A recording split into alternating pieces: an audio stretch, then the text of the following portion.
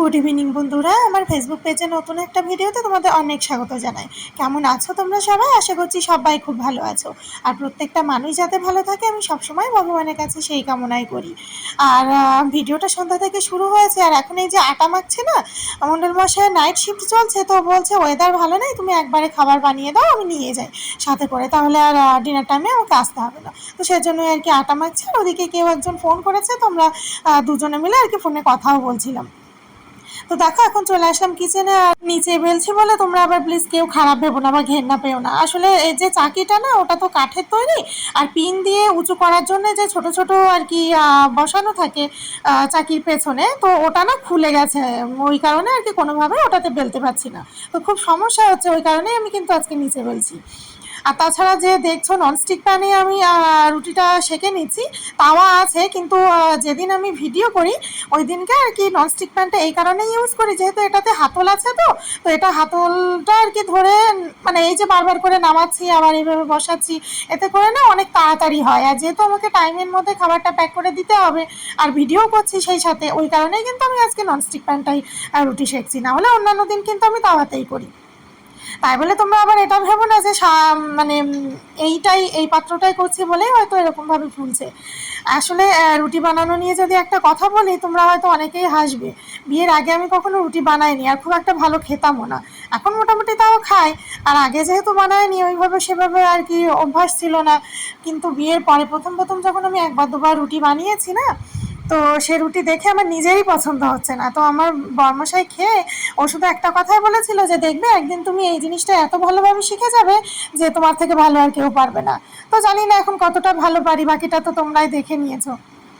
তো খাবার দাবার বানিয়ে আমি আর কিচেনটাও পরিষ্কার করতে পারিনি ওইভাবে। ওকে খাবার দাবার আর কি প্যাক করে দিয়ে ও অফিসে বেরিয়ে গেছে নাইট শিফটে। আর আমি এদিকে সন্ধ্যা আর কি পার হয়ে যাচ্ছে বলে তাড়াতাড়ি চলে আসলাম পুজো করতে। যেহেতু গোপাল রয়েছে আমার, তো তাকে আমি একদম চেষ্টা করি খুব টাইমলি সব কিছু করানোর। তো সন্ধ্যা দিয়ে তার পরপরই আর কি পুজো করে নিয়েছি। আর এই যে চিড়ে ভোগ মাখছি এখন, এটা যদিও আমি দিনের বেলাতেই দিই, মানে দিনের বেলায় দেওয়া উচিত। অন্নভোগ দিলে তো খুবই ভালো হয়, আমার তো সমস্ত কিছু সব আলাদা বাসনপত্র রয়েছে, কিন্তু সময় সুযোগ হয়ে ওঠে না, ওই জন্য আর কি পেরে উঠি না। তো সেই কারণে আর কি অন্নভোগ যেহেতু দিতে পারি না, তাই আর কি চেষ্টা করি যে চিড়েভোগটা দেওয়ার। তো সেটা দিনের বেলায় দিতাম এর আগে, কিন্তু এখন দিনের বেলা এতই ব্যস্ত হয়ে পড়ি যে এমনি নর্মালি ফল দিয়েই পুজো দিয়ে নিই দিনে। আর রাতে গিয়ে আর কি চিড়েভোগটা দিলাম। তো পুজো টুজো সেরে তারপরে ওই যে বললাম না কিচেনটাও পরিষ্কার করা হয়নি, আর এখন এসে দেখছি কত বাসন জমে গেছে। আমি জানো তো কখনোই আর কি বাসন আর কি সিঙ্কে জমা হতে দিই না। যখনই দেখি যে একটা দুটো হয়েছে সাথে সাথে মেজে ধুয়ে ফেলি, কারণ ওই একসাথে এক ঢিপি ভরে মাজতে আমার একদম ইচ্ছে করে না, ভালোও লাগে না। তো এই যে হয়ে গেছে। আসলে আমি বলছি কারণটা কি, এই যে বর্ষার ওয়েদার শুরু হয়েছে এখানে, আর এই সময়টায় ভীষণভাবে জলে প্রবলেম করে। কখনো কখনো ময়লা জল আসে, কখনো অটোমেটিক জল অফ হয়ে যায়। তাহলে বলো জল না হলে আমি কি করে এই পরিষ্কার পরিচ্ছন্ন কাজগুলো করব? ওই কারণেই বোধহয় জমা হয়ে গেছে।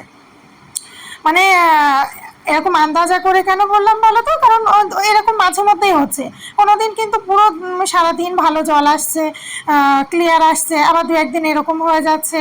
জানি না এটা কিসের জন্য কীরকম, মানে কেন হয় আর কি। তবে প্রত্যেক সিজনেই আমি দেখেছি, প্রত্যেক বছরেই বর্ষা সিজনেই এরকমটা হয়। তো এই কারণেই বোধহয় আর কি বাসনগুলো ধোয়া হয়েছিল না, যে কারণে সিঙ্কে পুরো জমা হয়ে গেছে। তো তারপরে আর কি আমি এগুলো সব মেজে নিয়েছি, আর এখন আগে ওই পাশটা ক্লিন করে নিচ্ছি।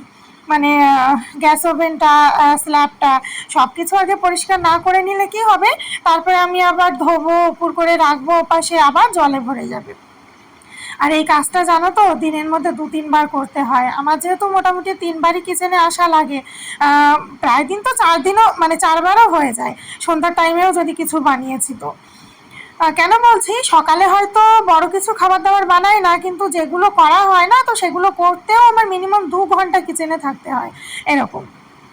তো তারপরে আবার মানে মোটামুটি ওই 8টার দিকেও যদি আসি, তো 10টার পরে গিয়ে আমি কিচেন থেকে বেরোতে পারি সকালে। তারপরে আবার স্নান পুজো সেরে আবার 12টার দিকে চলে আসি লাঞ্চ টাইমে খাবার রেডি করতে। তোমরা অনেকেই এখন যারা আমার নতুন ভিডিও দেখছো জানবে না যে আমার হাজব্যান্ডের অফিস তো খুবই কাছে, আর কাছে দেখে আমাদের ঘর এরকম মানে ধারে কাছে নেওয়া হয়েছে অফিসের। ওর একদম আমাদের ঘর থেকে যেতে 4 থেকে 5 মিনিট লাগে গাড়িতে। তো তো যায় আসে, আর অফিসে ওদের যে শিফটই হোক না কেন, ডে শিফট থাকলে 1 ঘন্টা লাঞ্চ টাইম থাকে, আর নাইট শিফট থাকলে 1 ঘন্টা কিন্তু ডিনার টাইম থাকে, মানে ওই টাইমটা আর কি খাওয়া দাওয়ার জন্য। তো যেহেতু আমরা এতটাই কাছে থাকি ওর অফিস থেকে, সেই কারণে ও আর কি গাড়ি নিয়ে ডাইরেক্ট ঘরেই চলে আসে গরম গরম খাবার খেতে। আর আমার বরমশাই একেবারে ধোয়া ওঠা খাবার খায়। অনেকেই জানো, অনেকেই জানো না, এই ধরনের কথাগুলো হয়তো আমি এর আগে অনেক ভিডিওতে বলেছি। মানে উনুন থেকে নামালেই যে পরিমাণে ধোয়া ওঠে, ওরকম টাইপের খাবারও খায়। ওই যে নামানো হয়ে গেছে, 5 মিনিট আমি এদিক ওদিক করে ঘুরে বেড়ালাম, তারপরে যদি আমি খাবার বাড়তে আসি না, তো তখন বলবো খাবার ঠান্ডা হয়ে গেছে, গরম করে নিয়ে আসো। তাহলে বোঝো মানে সে কত গরম খায়, এরকম অবস্থা। মানে ওর ওই দিক থেকে সুবিধা হয়েছে, মানে এই জন্যই বোধহয় প্ল্যান করে এত ধারে কাছে ঘর নিয়েছে। আমার তো এখন সেটাই মনে হয় যে না, অফিসে ডিনার টাইম লাঞ্চ টাইম পড়লে ও ঝট করে ঘরে এসে খেয়ে নিতে পারবে, এই জন্য আর কি। তো তারপর দেখো সমস্ত কাজকর্ম সেরে আমি চলে এসেছি ঠাকুর ঘরে। এখন কিন্তু অনেক রাত হয়েছে, আমি যাব ঘুমাতে। তো এই যে এখন আমি ঠাকুরকে ক্ষমা প্রার্থনা জানালাম সারাদিনে যা ভুল ত্রুটি যা কিছু হয়েছে কি না হয়েছে। আর এখন ঘরে এসে ক্রিম লাগিয়ে একটু লিপ বাম লাগিয়ে নিলাম। তো আজকে ভিডিওটা এখানে এন্ড করছি। কেমন লাগলো অবশ্যই কমেন্ট করে জানিও, ভালো লাগলে একটা লাইক করে দিও। দেখা হচ্ছে নেক্সট একটা সুন্দর ভিডিওর সাথে। ততক্ষণ পর্যন্ত তোমরা সবাই খুব ভালো থেকো, সুস্থ থেকো। Good night, tata.